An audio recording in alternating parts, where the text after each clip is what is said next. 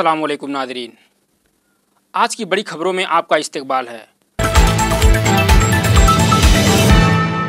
सबसे बड़ी और अंदोहनाक खबर, पंजाब के अमृतसर में दशहरे के दिन रावण दहन के दौरान मौत की रेल ने करीब 60 जिंदगियां छीन ली हैं।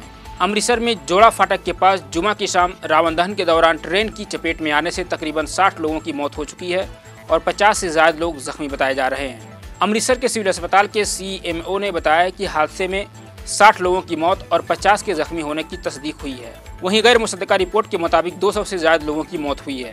हादसा जोड़ा रेल फाटक के पास उस वक्त हुआ जब पठानकोट से अमृतसर जा रही डेमो ट्रेन गुजर रही थी। बता दें कि मरने वालों में ज़्यादातर लोग यूपी और बिहार के हैं। मौका पर कसीर तादाद में लोग मौजूद थे जो पटरियों के नज़दीक एक मैदान में रावण दहन देख रहे थे। अफसरान ने बताया कि रावण के पुतले को आग लगाने और पटाखे फूटने के बाद भीड़ में से कुछ लोग रेल की पटरियों की जानिब बढ़ना शुरू हो गए, जहां पहले से ही बड़ी तादाद में लोग खड़े होकर रावण दहन देख रहे थे। उन्होंने बताया कि उसी वक्त 2 अलग सिमतों से एक साथ 2 ट्रेनें आईं और पटाखों की शोर की बुनियाद पर लोगों को बचने का बहुत कम वक्त मिला। उन्होंने बताया कि एक ट्रेन की चपेट में कई लोग आ गए, जिससे एक अंदोहनाक वाक़या पेश आया। इस वाक़े को लेकर PM मोदी, राहुल गांधी और मुल्क के अहम शख्सियात ने गहरे दुख का इजहार किया है। साथ ही अक़वाम मुत्तहिदा के सदर एंटोनियो गुतेरेस, कनाडा के वज़ीर आज़म जस्टिन ट्रूडो और रूस के सदर पुतिन ने भी इस वाक़े पर गहरे दुख का इजहार किया है। वहीं पंजाब के वज़ीर आला ने इस अंदोहनाक वाक़े पर गम का इजहार करते हुए महलूकीन के घर वालों को 3-3 करोड़ रुपए मुआवजा का ऐलान किया है। साथ ही सभी जख्मियों के मुफ्त इलाज की भी बात कही है। मैं ये मानता हूँ कि कहीं ना कहीं चूक हुई है। There has been some negligence, but it was never intentional. It was never motivated. ये एक एक्सीडेंट है और मुझे लगता है कि सबको कंधे से कंधा मिला के इस बोझ को शेयर करना चाहिए और the minimum that we can do is कि इन लोगों को जो बच गए, इन लोगों को सहायता दे सकें, रिलीफ वर्क हो सके जितना हो सकता है। और जो एम्पैथेटिक व्यू है सरकार ने लिया है, मुझे नहीं लगता कि भरपाई हो सकती है। इट इज़ एन इररिपेरेबल लॉस, इसकी भरपाई कोई नहीं कर सकता। मैंने कहा कि लाचार बेबस इंसान भगवान के आगे बिल्कुल बेबस है, लेकिन फिर भी जो बस में होगा, चीफ मिनिस्टर साहब पहुंच रहे हैं, करीब 10 बजे का उनका टाइम है आने का, तो वहाँ सभी मिनिस्टर भी होंगे, तो वहाँ उनसे बातचीत होगी। उन्होंने इंक्वायरी ऑलरेडी मार्क कर दी है, तो उससे ये पता लग जाएगा। पर मेरा एक ही कहना है कि ये वक्त उंगलियां उठाने का नहीं है, क्योंकि किसी ने ये जानबूझ के नहीं किया। Necessary for us to hold an inquiry to find out इत्थे कि कुछ कारण से for this mishap, and we are announcing a magisterial inquiry under our commissioner who will hold a magisterial inquiry and give us a report within 4 weeks. We have established a helpline also, which anytime anybody can use, जेड़े जाके पता करना चाहते हैं कुछ अपने परिवार बारे। हमारा इस बार जो भाई था वो रोल कर रहा था रावण का, तो रावण का रोल करके तो मतलब अपनी मतलब कि रामलीला संपन्न की। तो उसके बाद दशहरा मनाने वहाँ धोबी घाट में गए, तो धोबी घाट में गए तो वहाँ जाके कि एक शील्ड वगैरह मिलती है वहाँ से, तो शील्ड लेके तो अपना देखा, उसने देखा कि मतलब गाड़ी आ रही है, तो वो वहाँ से भाग कर वहाँ गया।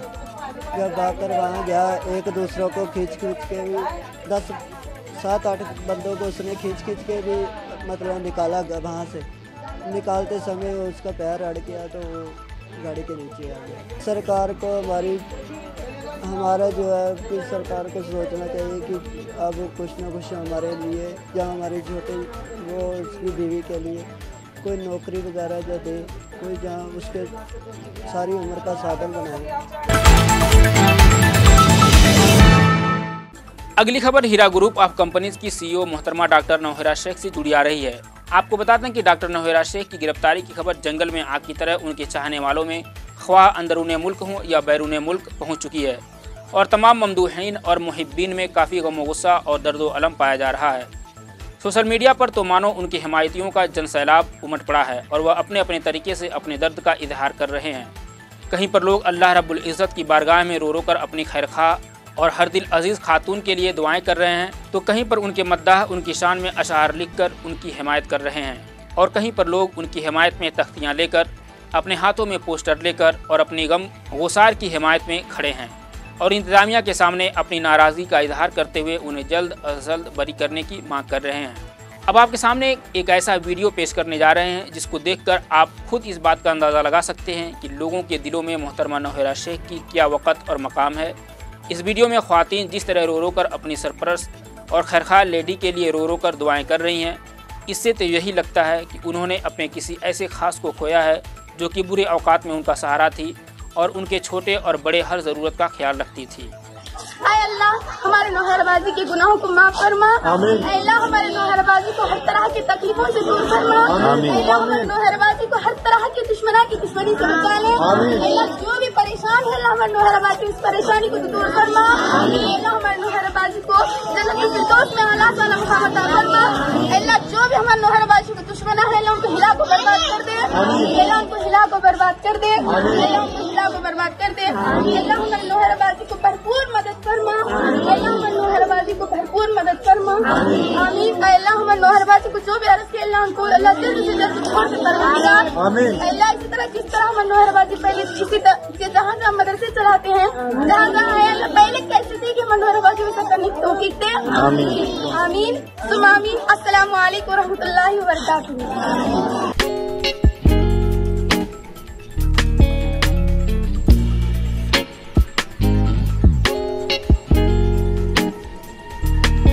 उधर सादा खातून नामी एक लेडी ने, जो कि कंपनी की मेंबर भी हैं, ने सदर जमहूरिया Ramnath Kovind, PM Narendra Modi, governor of Telangana ESL Narasimha और पुलिस कमिश्नर ऑफ हैदराबाद के नाम एक मकतूब इरसाल करते हुए इस पूरे मसले को संजीदगी से लेने की बात कही है और ये दरख्वास्त की है कि मोहतरमा नौहरा शेख के समाजी कामों को देखते हुए उन्हें जल्द से जल्द रिहा किया जाए और इस पूरे मामले में सियासी साजिश की भी जाँच की जाए।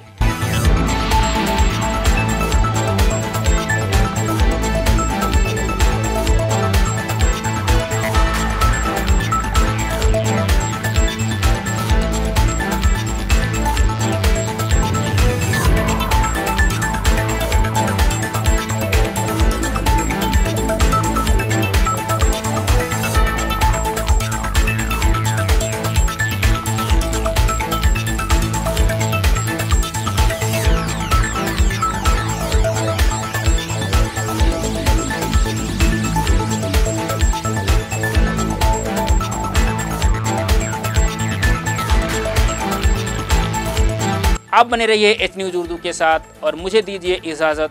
अल्लाह हाफिज़।